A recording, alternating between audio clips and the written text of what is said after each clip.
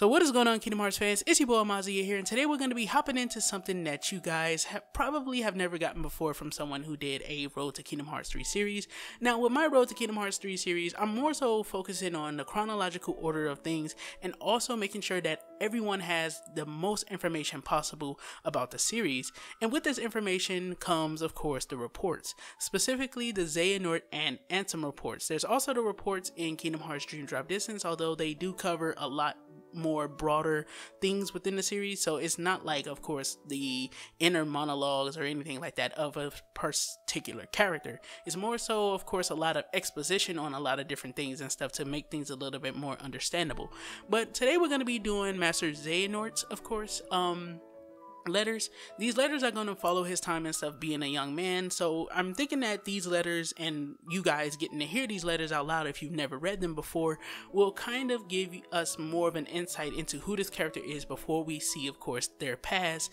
Of course, him and Ericus, before we see their past within Kingdom Hearts 3, because there's a lot of interesting things that are said here, and I'm not going to waste any more time, so let's get into it. So the first report you'll find inside of Kingdom Hearts Birth by Sleep, if you're, of course, looking for every chest, is Xehanort's letter. So it says, "Please accept my deepest gratitude for the invitation to witness your pupil's ascension to the office of True Keyblade Master. It was a heavy mantle our master placed upon your shoulders, naming you successor, but you have nonetheless persevered and raised two masters yourself. I know it cannot have been easy. Should have said it could not. I did you terrible harm in the past over a petty difference in opinion, and just a few years ago selfishly thrust my own burdens upon you. I think of you like a younger brother, and yet, fool that I am, I have never availed myself of countless opportunities to apologize or thank you for opening your home to the boy. Yet not once have you blamed me. On the contrary, here you are inviting me to such an important ceremony. I intend to be there to offer you all my blessings. Our master chose his heir wisely. Ours is a bizarrely ironic task, to watch over the light from the shadows, but in the face of that, the warmth in your heart and unfailing dedication to the light impressed me to no end. I have taken to wandering the world and seen much darkness hiding in the light. Lately, I fear it has taken a turn for the worse. Perhaps the Sid has already told you about the unverse. These fledgling emotions derive from negativity, and I can now sense their presence in nearly every world. And on the topic of darkness, we must speak of another matter that concerns me, one related to the upcoming ceremony. When I visited several years ago, your pupil Terra drew my attention. His power is immense, to be sure, but his heart, I could see darkness just waiting to be awakened. But in his heart, I think. Yeah, that was supposed to be, but in his heart. Oh, but within his heart. I didn't see that part. I know this is none of my business, but I have reservations about welcoming Terra as a true Keyblade Master without taking certain precautions. The traditional examination, perhaps, to see if he has the mark of mastery. The choice is yours, and I will humbly respect your decision. Take care. I eagerly await our long overdue reunion." And that leads us into Xehanort's Report 1. So before we start Xehanort Report 1, this is pretty much why, of course, Xehanort was there at the beginning of the game. And you see what I mean here by exposition on a lot of different things. It pretty much gives us a background explanation on why in the hell someone like Master Xehanort was even there in the first place. And this was through the goodwill and good intentions of Master Ericus, you know, just trying to bring his old friend back home, of course, to witness his own pupils become Keyblade Masters, much like they did back in the past. Now, one thing a lot of people don't know about Master Xehanort is that apparently, going off of what he said within, of course, the new HD recoded cutscene to Xigbar or Braig, he tells Braig that he was never chosen to be a Keyblade wielder. So it's kind of interesting that, of course, he was a Keyblade, and we're going to read more into this and stuff and find out some more information about his time as a Keyblade wielder as a whole. But let's go ahead and get into Xehanort Report 1. Much time has passed since I left the home of my youth behind, and in the myriad of worlds I have since visited, I have gained much knowledge. On these pages, I intend to record a portion of that knowledge and put the course of my life to paper. Upon reflection, my life underwent the most considerable sea change when I arrived at that place. Yes, it began when I found a master, and another I would later call my brother, when I found a new home. Then there was the Keyblade. For what purpose was it begotten? and by whom? During my training as one of its wielders, the precepts offered a clear answer. The Keyblade exists so that we who watch over the light could protect the world from the shadows. But was that the true answer? Could there not be more to it than that? My heart sought knowledge, and so I sometimes visited other worlds, though such travel was forbidden unless duty required, and found what my heart sought. So pretty much, right there you can kind of understand what I was telling you guys. Then there was a Keyblade. For what purpose was it begotten? And by whom? So we know that in the Kingdom Hearts 3 E3 2015 trailer, we saw young Xehanort look up to No Name as if to say that, of course, if this is what it's alluding to, then I'm guessing it's to say that his Keyblade, which he was waiting to receive, because he was never chosen to be a Keyblade wielder. And he also explains things here earlier on in which he says, much time has passed since I left my home of my youth behind, and in the myriad worlds I have since visited, I have gained much knowledge. On these papers I intend to record a portion of that knowledge and put the course of my life to paper. Upon reflection, my life underwent the most considerable sea change when I arrived at that place. So we know that, of course, Xehanort, when he was younger, he always wanted to go on a journey to see more worlds. He felt like Destiny Islands was too small and it didn't contain, of course, the information that his heart sought for. Of course, this is what he's speaking on here, that even when he made it to, of course, I forgot what it's called, the Land of Departure, of course, he was still seeking more knowledge, and because of that, he secretly went on these little trips and stuff to different worlds. I'm guessing at nighttime, and then he would make his way back and stuff before anyone else woke up and realized that he was gone. So, as you can see here, it says, upon reflection, my life underwent the most considerable sea change when I arrived at that place. So, who knows if, of course, this means that Master Xehanort was either brought here, or maybe one day he was teleported here somehow, or maybe he was brought here somehow through, like, the Destiny Islands and his connection to probably other worlds. We'll never know until, of course, we find out, hopefully within Kingdom Hearts 3, since this is going to be the end of Xehanort's story. Xehanort's reports too read, our master instructed us to don armor while traveling between worlds, so that we might shield ourselves from the darkness. But there, in the lanes between, I could feel the force of it, the power, and from then on, I forwent my armor's protection. He says that in quotation marks. I had been told the darkness would devour me, but what terrors could it possibly hold, so long as I found the strength to control it? The world is vast, and the vast worlds within the greater world, uncountable like little islands, they dot a great ocean between, which keeps them ignorant of each other, uncorrupted. Each world had its own order. Unlike us, they cannot know of the world in its entirety, and we were never to enlighten them. So that's pretty much, of course, one of the base points of Kingdom Hearts 1. I don't really need to touch on that too much. Xehanort's report 3 reads, in ancient times, no such buffers kept the larger world divided. There were no walls of light enclosing each smaller world the way they do today. Nothing prevented one from physically interfering with the next. At that time, the world was filled with light, and a great many Keyblade wielders, but without buffers, the worlds began to squabble over ownership of the light. You see, they learned of the Keyblade's true use. War broke out as each of the Keyblade wielders struggled to lay claim to an almighty entity known as Kingdom Hearts. Kingdom Hearts could be described as an aggregate of hearts. Worlds too have hearts, just like people. Each world's heart is concealed from sight, beyond a hidden door. By gathering all the hearts of all the worlds in a single place, one may complete Kingdom Hearts. And this was the false Kingdom Hearts at the beginning of Kingdom Hearts 1. So pretty much that explains like how Ansem knew that he could do what he did in Kingdom Hearts 1, because Xehanort had already found this information out. Xehanort's report number 4 reads, and when Kingdom Hearts is complete, it is said the one who opens this door will bring about the creation of the next world. Such a feat is above any human, or to put it a different way, whoever opens that door will be reborn as something far greater than human. Light and darkness are two sides of the same coin.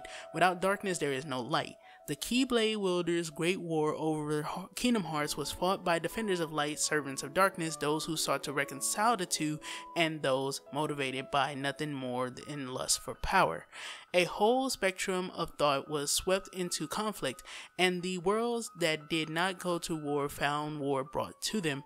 In the end, the whole world was cast into darkness. That was how the ancient Keyblade War drew to a close. To this day, no one has ever managed to open the door to Kingdom Hearts. Some time later, the little light that remained in the hearts of the few gave rise to the world we know today. One made of many worlds behind just as many walls, so that the Keyblade War would not be repeated. So this is one of the interesting prospects of like the Xehanorts reports, and this is why I love reading them. He says here that, of course, the person who would reach Kingdom Hearts and open this door could become more than human. They would become even greater than human. So when he says this, he also describes that, of course, the person who opens this door could also potentially reshape the world. That's what legend says. But then he also says that, of course, it was the light within the hearts of few people that actually recreated the world.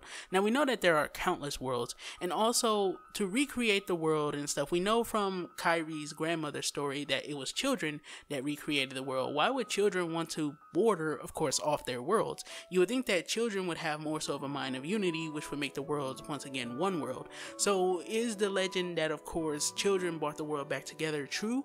Or is this, of course, what Keyblade wielders after the world was recreated were told, so that way, of course, no one would know that Kingdom Hearts had officially been reached at a certain point? Or maybe no one simply knew it, and maybe Kingdom Hearts just used, of course, the power of the children's hearts to create the world. Who knows how that goes, but we'll find out hopefully within Kingdom Hearts 3.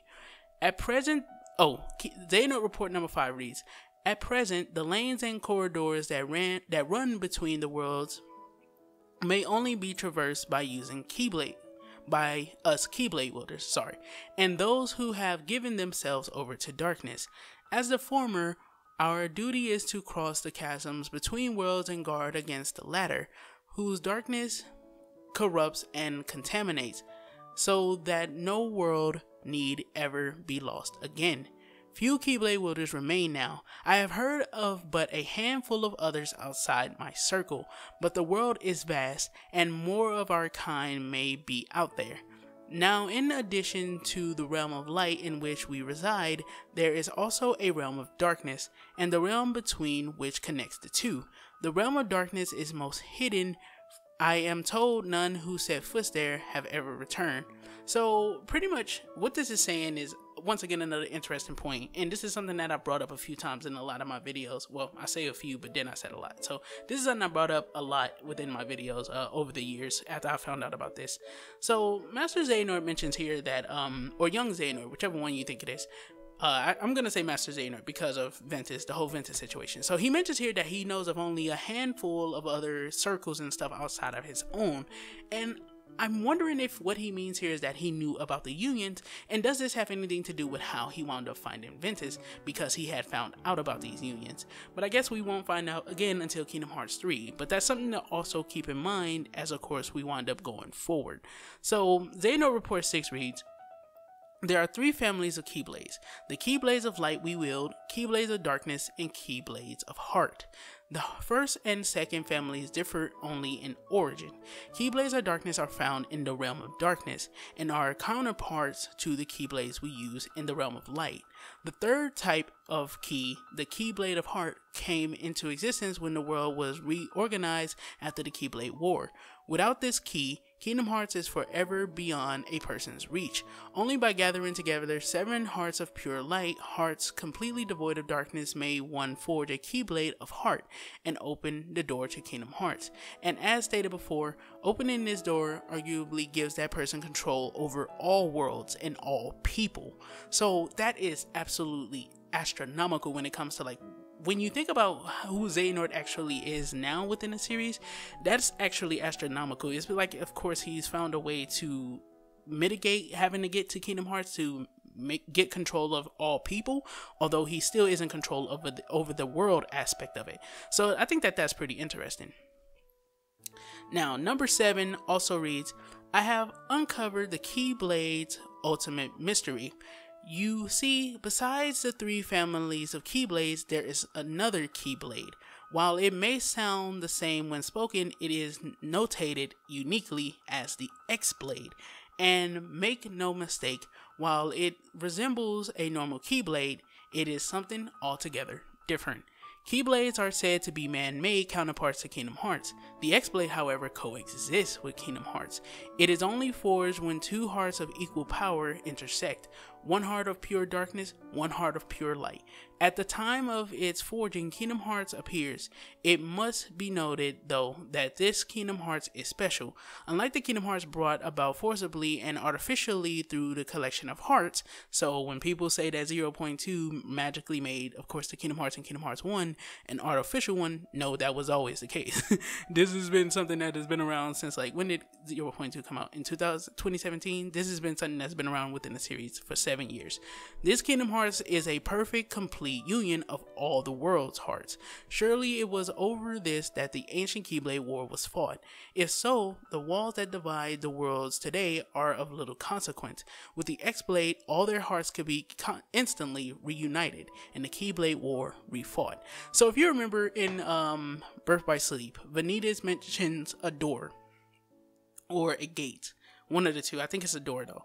And he says that it'll connect all of the worlds and stuff, and Keyblade wielders will come through the door and stuff and fight the Keyblade War again. So that's pretty much, I think, what he means here. I don't think he means that the worlds will literally all be smashed together and stuff at the heart and, of course, become one big world again. I don't think that's what he means. I think he means that that gate and stuff that connects the world, all of the worlds and stuff, is what he's talking about. So moving into number 8, my brother pupil Ericus thinks only in absolutes. He has persuaded himself that light is the only way, but forgets that light cannot exist without shadow. I believe a balance of light and darkness is what sustains our world, but too much of the darkness has been stamped out.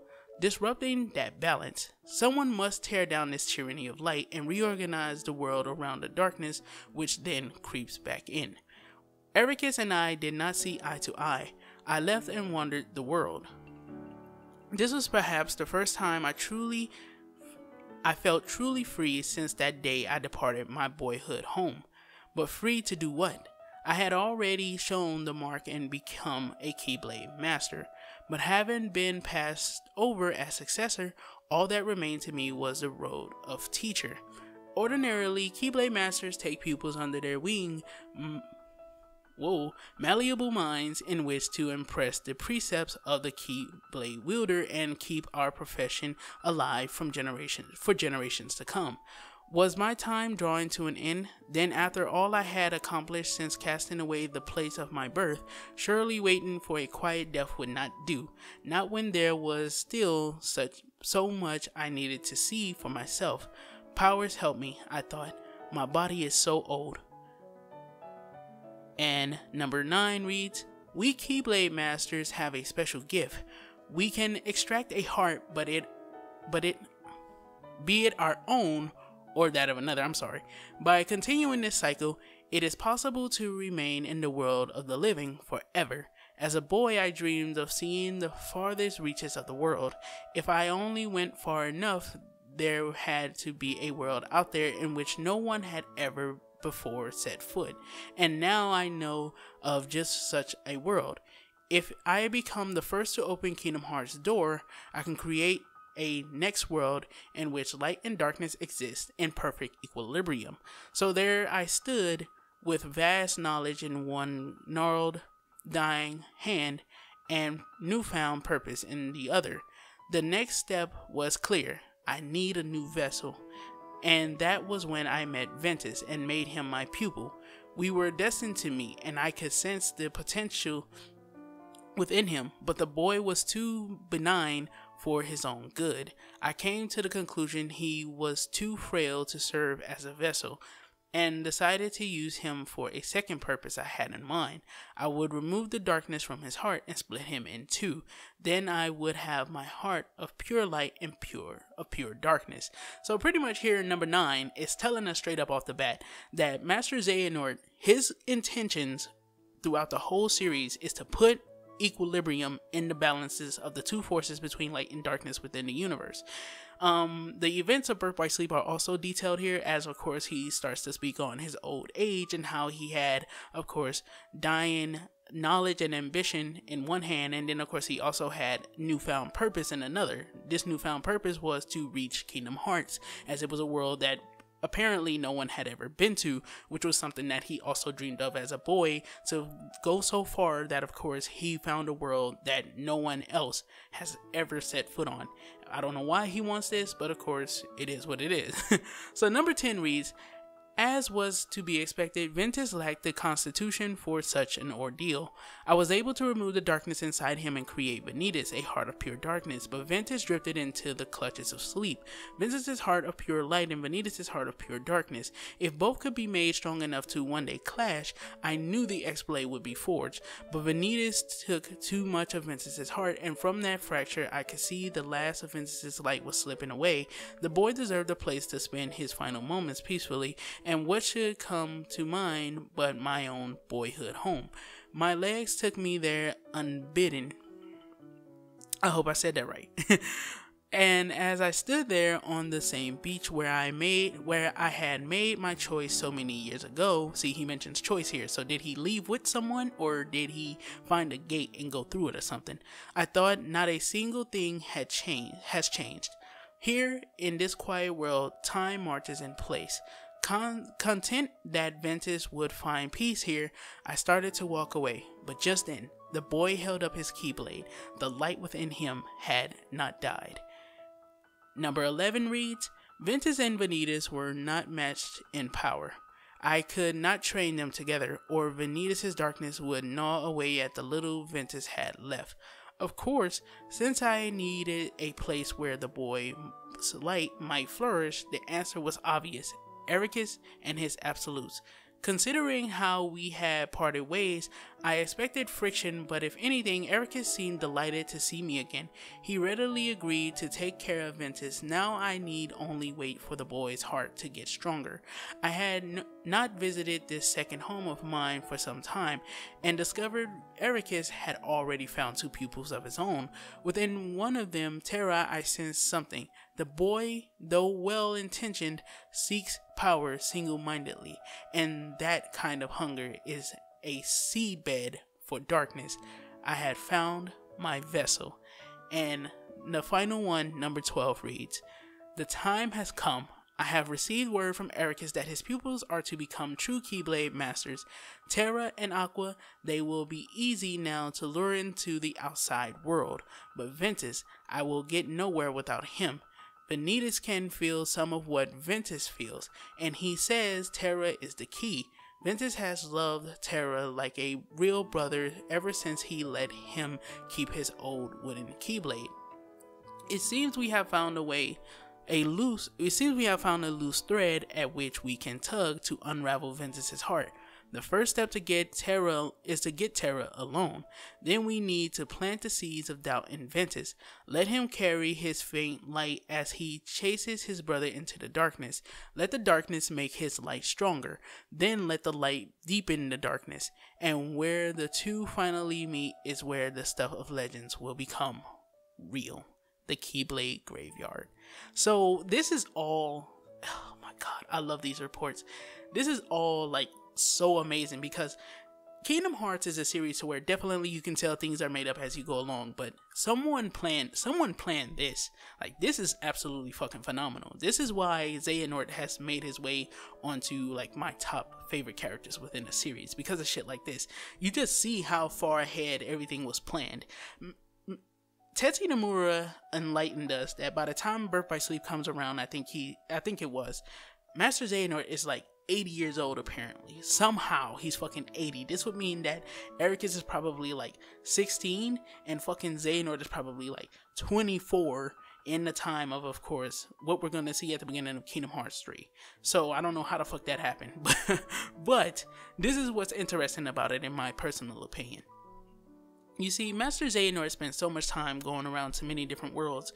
He collected so much knowledge and so much information. Of course, he looked into legends and myths and stuff, and he believed in them so much that whenever the time came for him to actually fulfill his goals within the Keyblade graveyard at the end of Birth by Sleep, everything that he had only envisioned wound up being true. Like, he didn't know for a fact that the Keyblade would come about if a Heart of Pure Light and Pure Darkness fought, but because he was willing to go that far, he found out that it was true. And this is why, of course, you hear him be in shock when he says, look, you see the Keyblade, and when Terra turns around, he's like, what the fuck? That in that moment, everything that Master Xehanort had worked for had been legitimized to him. And this is why he tells Terra that even if he winds up escaping him, Terra is only one of the many roles that he may choose to take. The many roles that he may choose to take is that, of course, he could always do the X-Blade situation again. He could find someone else to do that with. Of course, he had Ansem and Xemnas he was already planning on creating and stuff. He had that desire within his heart to break himself down, let himself become essentially immortal through becoming a Heartless and a nobody, because his Heartless would have been so strong that he would have still been able to have control.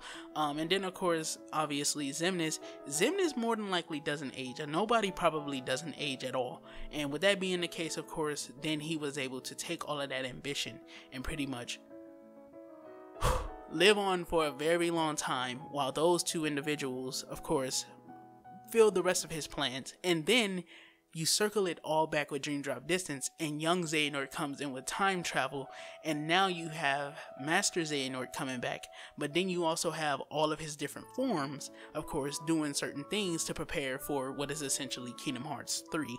And it's just so amazing, man. I just hope that all of this is still taken into consideration. I'm hoping when everything was written for Kingdom Hearts 3, things like this was taken into consideration, because they did a damn good job of doing Anthem's reports right. Like, you know, when Diz comes in Kingdom Hearts Chain of Memories, if you read the reports, you can tell that that's probably Ansem right there. The character he is at the beginning of Kingdom Hearts 2 definitely aligns with who he said he was within his reports by the end of the reports. And then, of course, the character he winds up being by the end definitely aligns with the information that we get from the reports within Kingdom Hearts 2, in which it seems like, of course, he's starting to understand the folly of the decisions that he had made, and, of course, the person that he had trained, which is, of course, Xehanort. So definitely, or the person that he brought up, which was Xehanort. So definitely, that's all of the Xehanort reports, you guys. I hope you all enjoyed them. If you got any new information and tidbits out of this for, of course, what you think will lead into Kingdom Hearts 3, if this gives you any ideas of what will lead into Kingdom Hearts 3, don't forget to get in the comment section down below and talk about how you feel about these Xehanort reports. This has been your boy Amaziah. Don't forget to do a little A-class gaming and everything you do. Don't forget to keep it A-class. Stay tuned, as of course, even though this is the closing and wrapping up of Kingdom Hearts Birth by Sleep, we do still have 0.2, which I'm going to be playing all the way until Aqua meets Terra, and then we'll be starting Kingdom Hearts 1, but not before we read the Anthem reports. So thank you guys once again for tuning in. This has been your boy Amaziah, and peace the heck out. What's left of me? What's left of me? And you and I, there's a new life.